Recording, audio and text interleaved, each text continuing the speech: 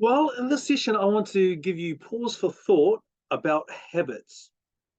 Let's see if you've thought about this, and maybe this might cause you to change a few things, no matter how old or young you are. So, when I was 10 years old, I remember looking at older people when they were just in their their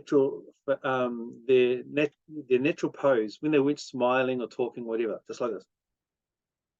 And when they did, I noticed that most of them had like frowning faces like this, when their natural pose.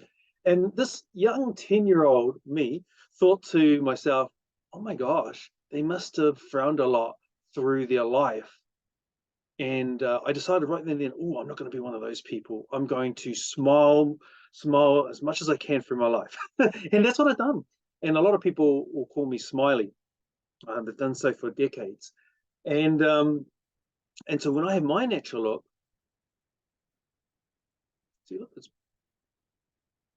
just a little bit tiny up. Maybe it's straight. What about you? So, and I look at it for two things. One of them is my habit of how I approach life, and also being consciously smiling throughout life. It makes sense, right?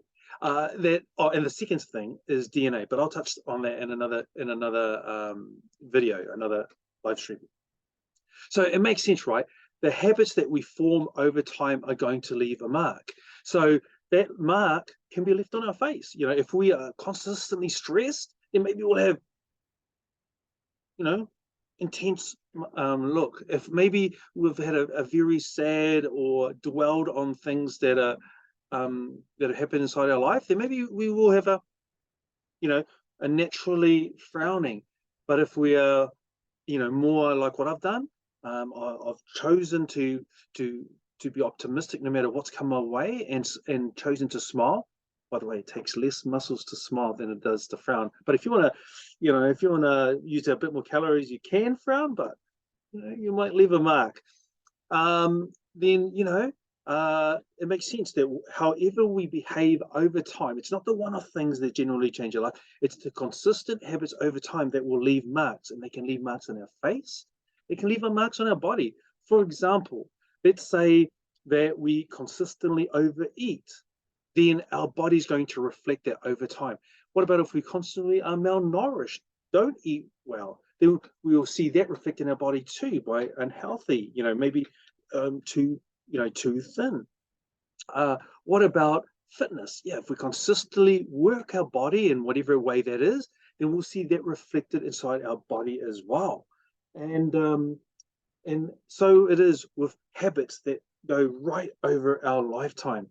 So what I want to encourage you today is that think about the habits that you have, and that the ones that you want to leave a mark on your life. Maybe it's going to be a mark on your skin, like we talked about today, but maybe it's going to be a mark on your heart.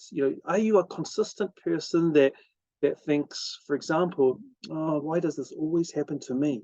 I thought like that for decades, until something happened. Actually, it was the worst time of my life. And then I thought, you know what? Why not? I mean, life is not fair. It's full of ups and downs, and there's no reason why they shouldn't happen to me. And so I took off what I call a victim mentality, and just said, you know what? I just make the best of whatever comes my way inside life. And so I change a mentality I had to a more positive, open mentality, so that I could keep on moving forward in life. We'll touch on that in another session about moving forward in life.